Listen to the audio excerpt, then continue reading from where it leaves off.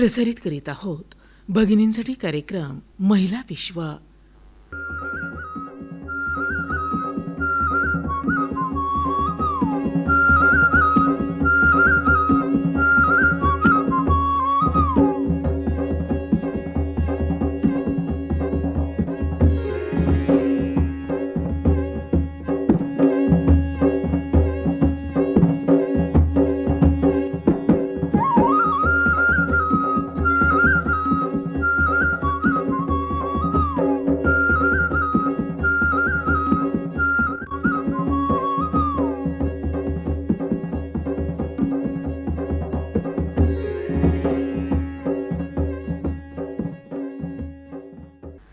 मैत्रिणींनो नमस्कार. महिला विश्व या कार्यक्रमात मी अपर्णा कुळवेलकर खोपटीकर आपलं सहर्ष स्वागत करते. मैत्रिणींनो, आज 1 मे महाराष्ट्र राज्याचा 66वा वर्धापन दिन.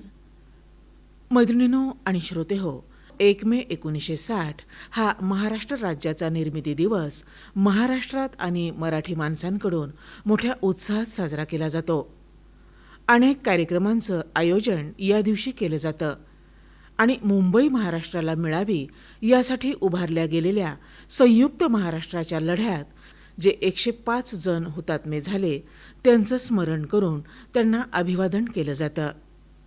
श्रोत्याहो आणि मैत्रिणींनो, महाराष्ट्र राज्य म्हणजे मराठी भाषिकांचं राज्य व्हावं ही इथल्या जनता जनार्दनाची फार वर्षापासूनची इच्छा.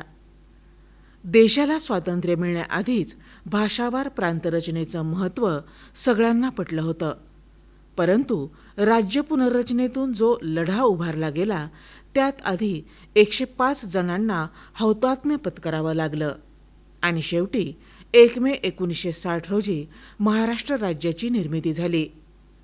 मैत्रिणींनो, नकाशा पुढे पाहता भारताचा महाराष्ट्र आधी भरे लोचणी अशी महाराष्ट्राची महती कवी यशवंतांनी गायली आहे. तसंच महाराष्ट्र मेला तरी राष्ट्र मेले, मराठ्याविना राष्ट्र गाडानं चाले अशी अभिमानाची ग्वाही सेनापती बापटांनी सुद्धा दिली आहे. मंडळी, एकूण काय तर मराठी अस्मिता आणि एकतेचं प्रतीक असणाऱ्या या दिवसानिमित्त आपणा सर्वांना मनपूर्वक शुभेच्छा.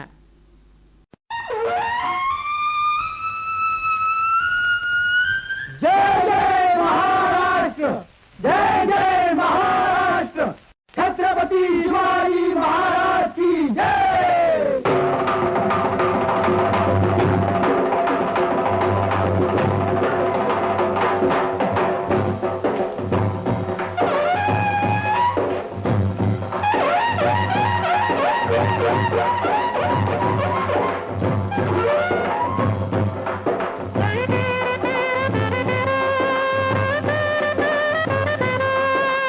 जय हो महाराष्ट्राचा, जय जय हो महाराष्ट्राचा, वर्गवीरांचा निधड्या छातीचा, राखली माय बहिणीची लाट, देश प्रेमाचा चढला सरताज. गाऊया कवना त्यांची आदरी, गाऊया कवना त्यांची आदरी.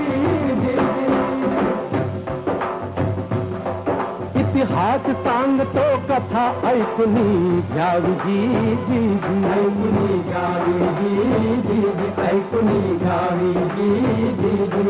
ऐकून अंगाची होऊ दे लाही जी जी जी, होऊ दे लाही जी जी जी, होऊ दे लाही जी जी जी. पेटून उठू दे रान, पेटून उठू दे रान देशाच्या पायी जी जी जी, देशाच्या पायी जी जी जी, देशाच्या पायी जी जी जी.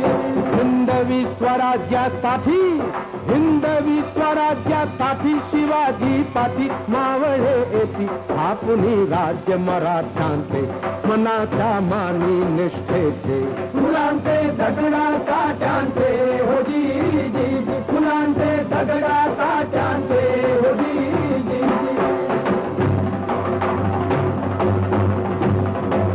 डिंग डिंग डिंग डिंग, डिंग डिंग डिंग डिंग.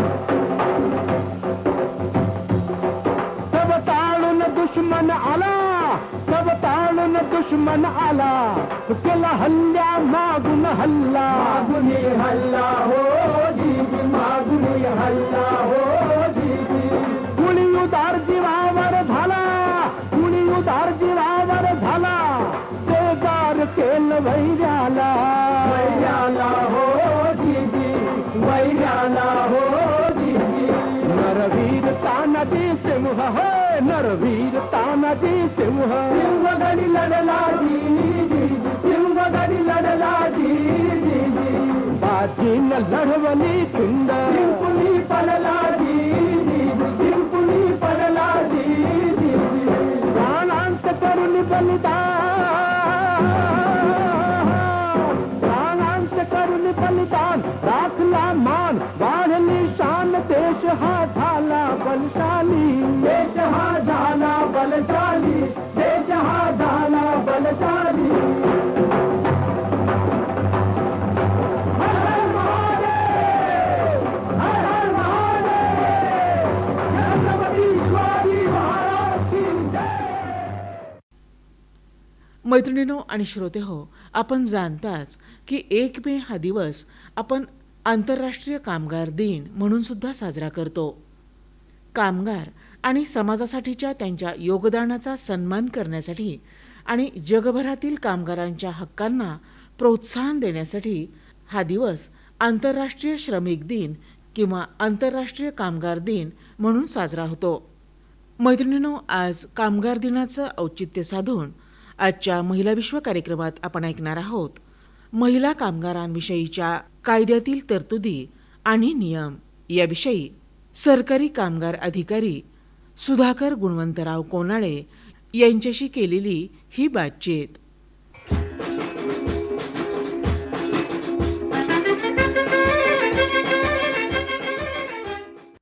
मैत्रिणींनो, आपण जाणताच की 1 मे हा दिवस आपण कामगार दिन म्हणून साजरा करतो. या निमित्तानं महिला कामगारांविषयीच्या कायद्यातील तरतुदी आणि नियम याविषयी जाणून घेण्यासाठी आकाशवाणीच्या स्टुडिओत आम्ही पाचारण केलंय सरकारी कामगार अधिकारी बीड श्रीयुत सुधाकर गुणवंतराव कोनाळे यांना. सर नमस्कार. नमस्कार मॅडम. आकाशवाणीच्या स्टुडिओमध्ये आपलं खूप स्वागत. धन्यवाद मॅडम. सर, आज 1 मे हा दिवस आपण कामगार दिन म्हणून साजरा करतो, तर तुम्ही याविषयीची पार्श्वभूमी काय सांगाल? सर्वप्रथमतः मी कामगार दिनाच्या सर्व कामगारांना शुभेच्छा देऊ इच्छितो. अच्छा. तसेच 1 मे हा दिवस महाराष्ट्र दिन म्हणूनही साजरा केला जातो. अगदीच. त्यानिमित्तही सर्व कामगारांना माझ्यातर्फे हार्दिक शुभेच्छा. धन्यवाद. जसं म्हटलं जातं की ही पृथ्वी शेषनागाच्या मस्तकावर नाही तर कष्टकऱ्यांच्या तळहातावर उभी आहे. अगदीच. कामगारांबाबत शाहीर अण्णाभाऊ साठे यांनी काढलेल्या गौरव उद्गारांचा प्रत्येक पदोपदी येतो. बर.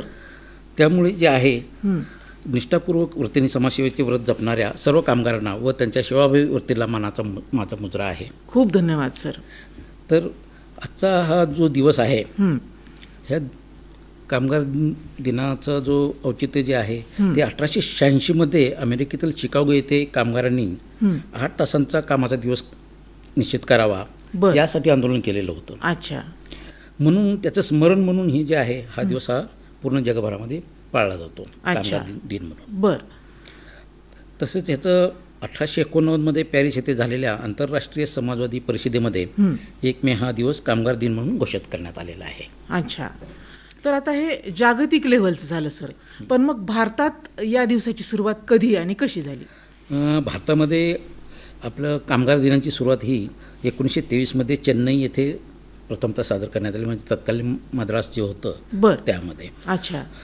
आपल्याकडे जेव्हा कामगारांचं कामाच्या तासामध्ये त्यांच्या वेतनामध्ये जे फरक वगैरे तफावत होते तेव्हापासून आंतरराष्ट्रीय हे तयार झाल्यामुळे तर भारतात आपल्या चळवळी उभ्या राहिल्या. त्यामध्ये चेन्नई येथे प्रथमतः हा दिवस आपला पाळण्यात आला. त्यानंतर आपल्या भारतामध्ये ही सुरुवात झालेली आहे. अच्छा.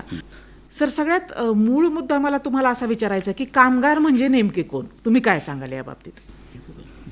जो व्यक्ती कामगार म्हणजे जे आहे जो व्यक्ती मजुरीच्या मोबदल्यात शारीरिक किंवा बौद्धिक श्रम करतो आणि वस्तुरूपाने मोबदला द्रव्यरूपाने किंवा वस्तुरूपाने मोबदला मिळवण्यासाठी कोणत्याही उद्योगात किंवा कंपनीत तो काम करत असेल तर हां. तो कामगार होय. अच्छा, म्हणजे सरकारी आणि निमसरकारी सगळे झाले सगळे चालेल त्याच्यामध्ये. अच्छा. मग प्रायव्हेट असेल हां. किंवा निमसरकारी कुठलेही असेल, बर. तो मग जे शारीरिक श्रम जे आहेत, जे प्रत्येक वस्तू किंवा बांधकामाशी संबंधित असेल किंवा कुठलाही असेल, तो कोणताही कामगार असेल, अच्छा. तो गवंडी काम करत असेल, कुठलंही बर. कामाचं स्वरूप कोणतंही असो, पण तो मजुरी किंवा हे घेत असेल तर तो कामगार म्हणूनच गणला जातो. गणला जातो. कामगार म्हणून वगळण्याचं एक जे आहे आता, मग त्याच्यामध्ये मॅनेजर हा जो आहे तो कामगार म्हणजे मॅनेजर पोस्ट जे आहेत त्याला कामगार म्हटलं जात नाही. अच्छा. तर मालकाला सोडून बाकी सगळे कामगारच. अच्छा. बर बर. अच्छा. बर सर, मग कामगार विषयक जे कायदे आहेत ते कसे आणि कधी निर्माण झाले? कामगारविषयक कायद्यांबाबत जर म्हणाल तर जे आहे कामाचे तास हे 12 ते 16 तास कामं करायचे लोक. बर बर. आणि त्यांना पगार वगैरे जे आहेत किंवा वेतन जे असेल किंवा मजुरी असेल हां. ती पुरेशा प्रमाणात मिळायची नाही. अच्छा. तर ह्यामध्ये जे आहे भारतातील कामगार कायद्यामध्ये आणि कामगार कल्याणामध्ये अत्यंत महत्त्वाचं मोलाचं योगदान जे आहे डॉक्टर बाबासाहेब आंबेडकरांचं आहे. बर. की जे 1942 ते 1946मध्ये व्हाईसरॉयच्या कार्यकारी मंडळामध्ये ते श्रममंत्री म्हणून काम करायचे. अच्छा. ते कामाला असताना त्यांनी काय केलं, कामगारांच्या हक्कासाठी अनेक क्रांतिकारी कायदे आणि कामगारांच्या त्यांच्या लढ्यांसाठी म्हणजे त्यांनी बऱ्याचशा सुधारणा केल्या. आणि त्यांच्या योगदानाचे जर मुद्दे आपण जर बघितले, पूर्वी कामगारांना 12 ते 14 तास काम करावं लागायचं. अच्छा. तर त्यांनी त्यामध्ये दुरुस्ती करून म्हणजे तेव्हाचा जो फॅक्टरी ॲक्ट होता, सर्वात जुना ॲक्ट हा फॅक्टरी ॲक्ट आहे, बर. कारखाने अधिनियम, त्यामध्ये कामाचे तास हे 12 तासावरूनही 8 तास करण्यात आले. अच्छा. आणि तसंच किमान वेतन म्हणजे मजुरी तुमची ही त्या कामाच्या ह्याच्याप्रमाणे तुम्हाला ती मजुरी किमान वेतन मिळालंच पाहिजे. बरोबर. किंवा त्याच्यापेक्षा कमी मिळता कामा नाही, हे एक किमान वेतन कायदा हा त्यांनी आणलेला आहे. अच्छा. आणि त्याच अनुषंगाने जे आहे महिला कामगार कल्याणासाठी त्यांनी मॅटर्निटी बेनिफिट बिलसुद्धा त्यावेळेस त्यांनी ते मंजूर करून घेतलेलं होतं. अच्छा. की ज्याद्वारे जे आहे प्रसूती रजा असेल किंवा आर्थिक मदतीची तरतूद आहे ही ते महिलांना मिळवून देण्यासाठी हे काम केलेलं आहे. अच्छा. महिला कामगारांच्या बाबतीत जर बघितलं आपण, महिलांना सुरुवातीला जे आहे फक्त दिवसपाळीमध्येच काम करण्याची मुभा होती आतापर्यंत. बर. जे आता नवीन कायद्याप्रमाणे जे आहेत त्यांना जे आहे रात्रपाळीमध्ये पण काम करण्याची आता सध्या मुभा मिळालेली आहे. अच्छा. तर ते आता रात्रपाळीमध्ये पण काम करू शकतात. तसेच त्यांना कामावर काम करत असताना ज्या अडीअडचणी येतात किंवा प्रत्येक वर्कप्लेसमध्ये जे आहे महिला तक्रार निवारण समिती स्थापन करणं हे त्या प्रत्येक आस्थापनेचं काम आहे मुख्यत्वे. आणि महिलांच्या काही तक्रारी असतील तर त्या तक्रारी सोडवणं किंवा सेक्शुअल हॅरॅसमेंट असेल किंवा आणखी काही असेल तर ते सोडवण्याचं काम हे त्यांनी पार पाडलं पाहिजे. बर. प्रथमतः जे आहे आपल्याकडे कामगार कायदे जर बघितले तर जवळपास 27 ते 30 कायदे जवळपास आपल्याकडे कामगार कायदे होते. बर.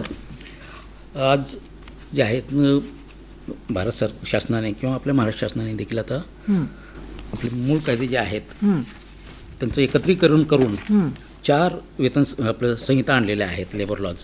बर. म्हणजे कामगार हक्क कायदे जे होते पूर्ण, जशी कामाच्या ठिकाणी सुरक्षा, रास्त वेतन असावं, आरोग्य सुविधा असेल, सामाजिक सुरक्षा प्रदान करणे, ह्यासाठी जे आहेत सर्व जुने कायदे एकत्रित करून 4 प्रमुख कामगार संहिता ह्या तयार केलेल्या आहेत. अच्छा. ज्यामध्ये जे असेल वेतन संहिता म्हणून आहे. बर. ज्यामध्ये आपल्याला वेतनविषयक किंवा आपल्या पगारीविषयक वगैरे आपल्या त्याच्यामध्ये सगळं कायद्यांचा समावेश करण्यात आलेला आहे. अच्छा. त्याच्यानंतर औद्योगिक संबंध संहिता म्हणजे इंडस्ट्रीयल डिस्प्यूट ॲक्ट बर. जे आहे त्यामध्ये जे आहेत कामगारविषयक, कामगार मालक, कामगार युनियन किंवा ह्यांचे जे तक्रारी किंवा वाद असतील तर ते त्या कायद्यामध्ये त्यांनी समाविष्ट केलेले आहेत. बर. सामाजिक सुरक्षा संहिता, सामाजिक सुरक्षा संहितामध्ये पण त्यांच्या सुरक्षाविषयक, सामाजिक सुरक्षा असेल, आरोग्यविषयक सुविधा असतील, याबाबतच्या सर्व कायद्यांचा त्याच्यामध्ये समावेश करण्यात आलेला आहे. अच्छा. व्यावसायिक सुरक्षा, आरोग्य व कामकाज संहिता ही एक संहिता आहे. बर. ह्यामध्ये फॅक्टरी ॲक्टचा जो मेन पार्ट आहे तो हा याच्यामध्ये घेण्यात आलेला आहे. बर. तर आता सर बरेचदा असं होतं की कामाच्या ठिकाणी त्या कामगाराचा ॲक्सिडेंट होऊ शकतो वगैरे, मग ती कुठल्या कायद्यामध्ये येतं नेमकं? जर फॅक्टरी ॲक्टमध्ये जर कायदा कारखाना किंवा स्थापना नोंदीत असेल तर त्यांच्याकडे ते ॲक्सिडेंटबाबत जे आहे नुकसान भरपाई वगैरे मिळण्याचा जो अधिकार आहे, बर. नुकसान भरपाई आयुक्तांकडे त्यांनी दावा करू शकतात. अच्छा. सर हे जे नियम आहेत कामगारांविषयीचे जे तुम्ही सांगतायत, मग ते या सर्वांना लागू असतात का? हो, सर्वांना लागू आहेत. बरं. सर्व आस्थापनांना लागू पडतात. अच्छा.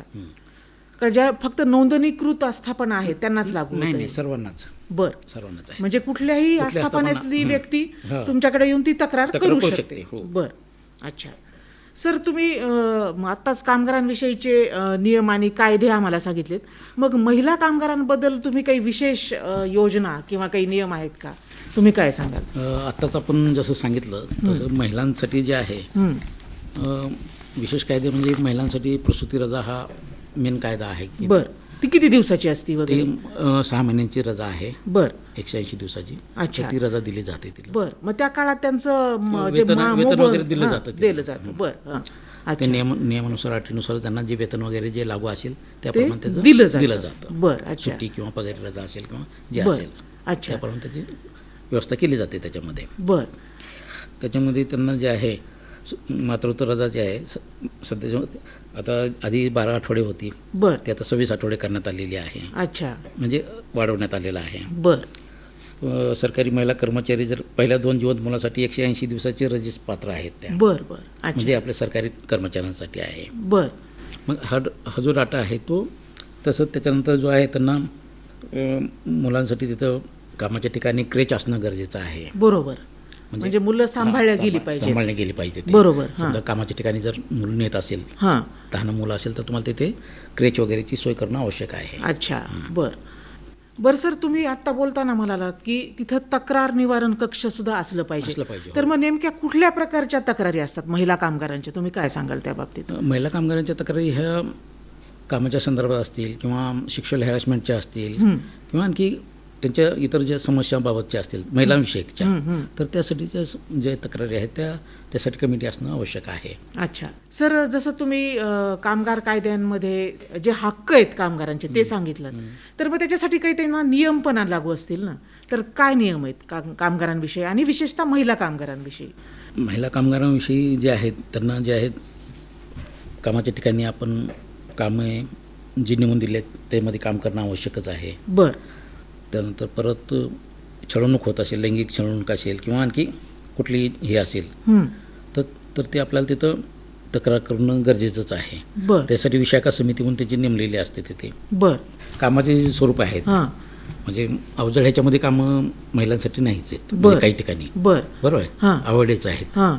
कारखान्यात काम करणारे जे कामगार आहेत त्यांच्यामध्ये आरोग्यविषयक, सुरक्षाविषयक, त्यांच्या कल्याणविषयक जे आहेत ह्या बाबी पाहण्याची जी आहेत ही सर्वस्वी जबाबदारी संबंधित आस्थापना कारखाना मालकाची असते. बर. ह्यामध्ये जे सर्व प्रौढ कामगाराचं कामाचे तास किंवा कायद्यानुसार जे ठरवलेली वेळ आहे त्यापेक्षा जास्त कामगार काम करत असतील बर. तर त्यांना ओव्हरटाईम देणं हे ती बंधनकारक आहे त्याच्यात. अच्छा. यामध्ये कामाच्या दिवशी मध्यंतर किंवा विश्रांतीची वेळ देणं आवश्यक आहे. बर. साप्ताहिक सुट्टी दिलीच पाहिजे बर. प्रत्येकाला. साप्ताहिक सुट्टी मिळत नसेल तर तुम्ही तक्रार दाखल करू शकता. बर. हां. त्यानंतर शिफ्टमध्ये जर काम असेल, फर्स्ट असेल, सेकंड असेल, नाईट असेल आणि तुमचे जनरल शिफ्ट असेल तर त्या कामगारांमध्ये आता नाईट शिफ्ट वगैरे तर आता दवाखाने वगैरे तर इकडे चालूच आहेत. बरोबर. स्त्रियांसाठी वगैरे दवाखाने असतील किंवा ह्या ठिकाणीच आहेत. बाकी ठिकाणी म्हणजे कारखान्यात वगैरे अजून हे नव्हते, आता ते सुरू झालेले आहेत. बर.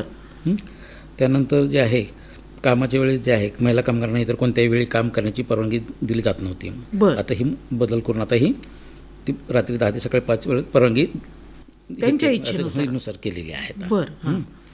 त्यानंतर जे आहे महिला कामगारांना धोका उद्योगात काम करण्यात म्हणजे हे केलेलं आहे, म्हणजे रिस्ट्रिक्शन आहे restrictions आहेत. जिथं धोका आहे त्यांच्या. बर. धोकादायक जे कारखाने आहेत तिथे. बर.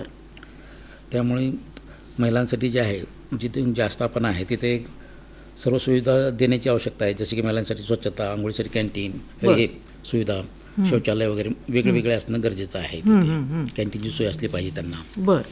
ह्या तरतुदी तिथं असणं गरजेचंच आहे. बर. पूर्वी जे आहे महिला कर्मचाऱ्यांना निर्धारितपेक्षा जास्त काम करण्याची आवश्यकता असायची, त्यासाठी मालकाला परवानगी घ्यावी लागायची, पण आता ती लागू नाही आहे आता. बर. हां. दुकानी आस्थापनामध्ये जे आस्थापना आता 11 वाजेपर्यंत पण आस्थापना चालू असतात आता. बरोबर. त्यामुळे आता ते वेळ पण त्यांचा किंवा आय टी क्षेत्रामध्ये काही बऱ्याच वर्षापासून काय झालं आहे, वाढ झालेली आहे. हं, त्याच्यामध्ये आता मनुष्यबळ पण भरपूर वापरलं जातं. बरोबर त्यामुळे जे आहे आय टी सेक्टरमध्ये महिला आणि पुरुषांची संख्या भरपूर वाढलेली आहे. बरोबर त्यामुळं रात्री उशिरा पण तुम्हाला ते काम करणं आवश्यकच झाले आहे. म्हणजे बरोबर. त्या क्षेत्रामध्ये महिलांना तिथं काम करणं आहे. बरोबर. त्यासाठी त्यांच्या सुरक्षेसाठी सर्वस्वी जबाबदारी ते दिले जातात ते. अच्छा सुरक्षा निश्चित करण्यासाठी मालकाद्वारे सर्व उपाययोजना करणं गरजेचं आहे बरं. त्याच्यामध्ये. अच्छा तर इतर कायद्याव्यतिरिक्त जे आहे बाकीचे जे आहेत जसे की सामाजिक सुरक्षा प्रदान करण्यात कर्मचारी भविष्य निर्वाह निधी असेल किंवा इतर कायदे आहेत. राज्य कामगार विमा योजना आहे, बर ग्रॅच्युटी कायदा आहे, बोनस कायदा आहे. बरं. हे कायदे पण त्यांना हे लागू होतात. म्हणजे पुरुषांना लागू आहेत किंवा असं नाही की अच्छा. सगळ्यांनाच लागू आहे ते सर्व बरोबर कायदे. बर असं आहे. हां सर आता जुने जे कायदे तुम्ही काही सांगितले थोड्या वेळापूर्वी आणि आता नवीन कायदे काही आले तर मग त्याबद्दल काय सांगाल की नवीन कायदे कुठले कुठले आले आणि काय बदल झाला आहे नेमका त्याच्यात? नवीन कायदे म्हणण्यापेक्षा नवीन संहिता ज्या आलेल्या आहेत हां त्याच्यामुळं जे आहे आज आपली महिलांची लोकसंख्या जर पाहिली तर 50% वरती म्हणजे च्या आसपास आहे. बरोबर त्यांनी जर घराबाहेर पडून जर काम करायला सुरुवात केली नाही तर आपल्या देशाची प्रगती ही थोडीशी होणारच नाही. होणारच नाही. बरोबर आणि याच कारणास्तव जे आहे हां भारताच्या प्रगतीमध्ये महिलांचा सहभाग हा मोठ्या प्रमाणात दिसून येतो. अगदीच आणि यासाठी जे आहे हे प्रमाण वाढीसाठी जे आहे सरकारने आपल्या कायद्यांची अंमलबजावणी करण्याची व सुधारणा करण्याची काळजी घेतलेली आहे. त्यामुळे हे कायदे आता अंमलात येत आहेत. बर आणि त्याच्या अनुषंगाने जे आहे नव्या कायद्यामुळे काय झालेलं आहे सर्व क्षेत्रामध्ये किमान वेतन कायदेशीररित्या लागू झालेलं आहे आता. तसेच वेळेवर वेतन देणं बंधनकारक झालेलं आहे. बर ओव्हरटाईम असेल तो दुप्पट दरानं देणं गरजेचं आहे. बर महिलांना रात्रपाळीत काम करण्याची मुभा दिलेली आहे. बर तसंच आता नव्याने जे आहे नव्या कायद्याप्रमाणे गिग वर्कर असतील, प्लॅटफॉर्म वर्कर असतील, ॲग्रिगेटर्स असतील म्हणजे जसे की ह्याच्यावरून ऑनलाईन आपण अन्न मागवतो. अन्न मागवतो किंवा ऑर्डर देतो कुठली. बरोबर बरोबर पण त्याचा मालक कुठं असतो त्या कामगारालाही माहिती नसतो. अच्छा बर हां तर अशाही कामगारांची आता ही या समावेश कायद्यामध्ये ह्याच्यात- करण्यात आलेला आहे नवीन बर बर कायद्यामध्ये. बर अच्छा खूपच त्यामुळे- छान हां. हां त्यामुळे कारण की त्यांची सुरक्षा कुठेही म्हणजे नव्हती. बर त्यामुळे त्यांनाही आता या नवीन कायद्यामुळे त्यांना समाविष्ट करण्यात आलेला आहे. बर बर अच्छा कारण का त्यांची कुठेही नोंद नव्हती. त्यामुळे त्यांचं आता गिग वर्कर्सचं एक प्लॅटफॉर्म तयार झालेलं आहे बर केंद्र शासनाचं. त्यामुळे त्याच्यात पण त्यांच्या नोंदणी सुरू केलेल्या आहे. अच्छा मग यानुसार सर त्यांना काय काय फायदे मिळतील मग आता अशा मग लोकांना? ज्या म्हणजे आता त्यांचं कसं असेल पेस्ट रोडवरती काम असणार की म्हणजे एवढ्या डिलिव्हरी झाल्या तर तुम्हाला एवढं मोबदला मोबदला असं हां, होतं. हां, त्यांना किमान वेतन वगैरे असे काही लागू नव्हते. बरं. त्यामुळे ते ह्या नियमानुसार जे किमान वेतन वगैरे सर्व लागू होते. अच्छा म्हणजे असे जे फिरते आहेत जसं की आपण दुसरे पण काही प्लॅटफॉर्म आहेत ज्याच्यातून वस्तू मागवतो हो हां किंवा बरेचसे आहेत त्याच्यामध्ये की जिथून आपण वस्तू मागवतो.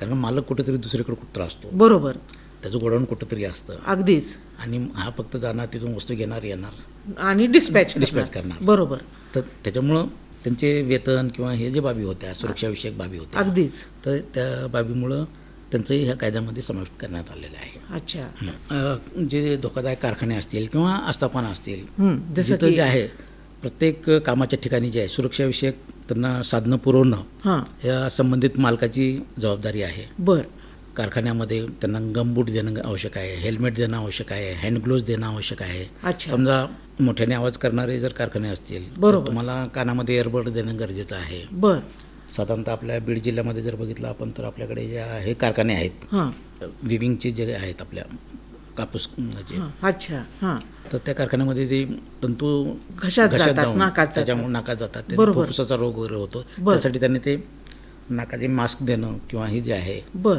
ते आवश्यक आहे. अच्छा. हे सुरक्षाविषयक साधनं देणं सर्वस्वी जबाबदारी त्या आस्थापना मालकाची आहे किंवा बरं. त्या मालकाची आहे. बर सर आस्थापनांनी कामगारांना काय काय गोष्टी प्रोव्हाइड केल्या पाहिजेत की ना उपलब्ध करून दिल्या पाहिजेत हे तर तुम्ही खूप छान सांगितलं. पण ती गोष्ट म्हणजे तो उद्देश पूर्ण व्हावा यासाठी कामगारांनी सुद्धा कशी त्यांची आचारसंहिता असली पाहिजे त्याबद्दल तुम्ही काय सांगाल? कामगारांनी पण आपले हक्क जे आहेत हं, कामाच्या ठिकाणी आपल्याला काय मिळाले पाहिजेत किंवा काय आहे हे जाणून घेणं गरजेचं आहे. अगदीच किंवा आपण एखादं काम करतोय आपल्या सुरक्षेची साधनं आहेत किंवा नाही आहेत बरोबर किंवा एखादं काम समजा मालकांनी जरी सांगितलं तर कधी कधी आपण नेग्लेक्टपणा करतो कामगार. बरोबर बरेचसे अपघात असे आहेत की कामगारांच्या निष्काळजीपणापूर्ण होतात. अगदीच तर हे जे किरकोळ अपघात किंवा फेटल अपघात जे म्हणतो आपण, प्राणघातक अपघात, हे काही मालकाच्याही चुकीमुळे होतात आणि कामगाराच्याही चुकीमुळे होतात. पण कामगारांनी पण तेवढंच जागरूक राहणं आवश्यक आहे की आपल्या आरोग्याच्या दृष्टीने म्हणा, सुरक्षेच्या दृष्टीनेही जागरूक राहणं आवश्यक आहे. आणि शक्यतोवर मालकांना किंवा आपल्या आस्थापनाच्या जे हेड असतील त्यांना सांगणं गरजेचं आहे, आम्हाला ह्या वस्तू पुरवा, आम्ही इथं काम करू शकतो किंवा नाही. हे त्याची जबाबदारी तेवढीच आहे. अच्छा. जेवढी मालकाची आहे देणं, तसं त्यांची पण आहे की मागून आपण मागून घेणं आणि वापरणं. बरोबर. वापरलंही पाहिजे, कारण का समजा मालकाने दिलं आणि आपण वापरलं नाही तर ते पण निष्काळजीपणा होऊ शकतो. बरोबर. ह्यामध्ये मालक आणि कामगार हे दोघांची सर्वस्वी जबाबदारी आहे की बाबा काम कसं चांगलं होईल, हा त्यांचा उद्देश असला पाहिजे. म्हणजे एक हातात हात घालून जर त्यांनी काम केलं तर मालक आणि कामगार हा वाद कुठंच राहणार नाही. अगदीच बरोबर. म्हणजे सामंजस्याने कामं जर केली तर हा वाद कुठं राहत नाही. कामगाराच्या निष्काळजीपणा किंवा अपघात झाला असं तर काही बाजू समजा त्याला मिळणारी जी नुकसान भरपाई आहे ते ती त्याच्या परिस्थितीनुसार किंवा त्या ह्याच्याप्रमाणे त्याला ती मिळून जाईल त्याच्यामध्ये. अच्छा. म्हणजे जर कामगाराचा निष्काळजीपणा आढळला तर नक्कीच ती कमी होण्याची शक्यता नाकारता येत नाही, किंवा मिळेल किंवा नाही मिळेल ह्याची पण सांगता येत. बरोबर. म्हणजे त्या दृष्टीने सुद्धा कामगारांनी ही स्वतःची काळजी घेणं अत्यंत गरजेचं आहे. कामगारांनी जे नियम आहेत म्हणजे आस्थापनेचे असतील किंवा कुठले शासकीय कार्यालय असतील किंवा काय असेल, प्रत्येकाने ते नियम पाळणं आहेच आहे. अगदीच आहे. प्रत्येक आस्थापनेमधले कामगार जे आहेत ते त्यांची आयडेंटिटी असते, त्यांच्याकडे आय कार्ड सोपवलं असतं, त्याशिवाय त्यांना गेटमधून एंट्री पण दिलेली नसते. अच्छा. आणि काही जे हे आहेत कामाचे ठिकाणं असतील तिथं पर्टिक्युलर व्यक्तीनंच प्रवेश दिला जातो. प्रकारे जे आहे हे प्रत्येक ठिकाणी हे पाळलं जातं. क्वचित ठिकाणी एका दुसरं असू शकेल जिथं नसेल. अच्छा. सर, आज 1 मे या कामगार दिनानिमित्त आपण आकाशवाणीच्या स्टुडिओमध्ये आलात आणि आमच्या श्रोत्यांना इतकी छान माहिती दिलीत. मनपूर्वक आभार. धन्यवाद. मॅडम.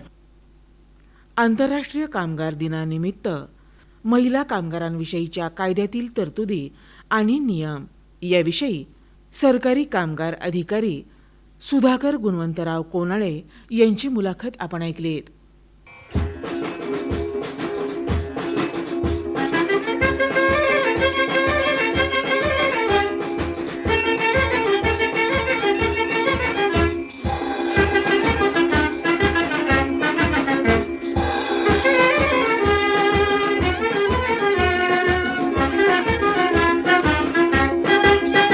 तुझ्या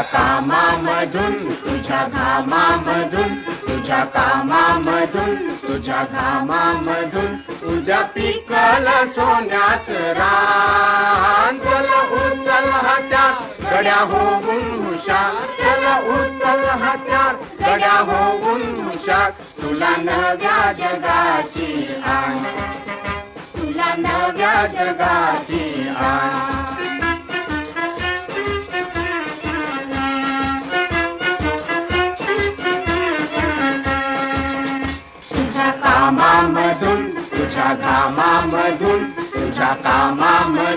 तुझ्या घामामधून उद्या पिकल सोन्याचं रान. चल उचल हत्यार गड्या होऊन हुशार, चल उचल हत्यार गड्या होऊन हुशार. तुला नव्या जगाची आण, तुला नव्या जगाची आण. बरं, तर मैत्रिणींनो, या गीताबरोबरच आजचा महिला विश्व हा कार्यक्रम इथे संपला. नमस्कार.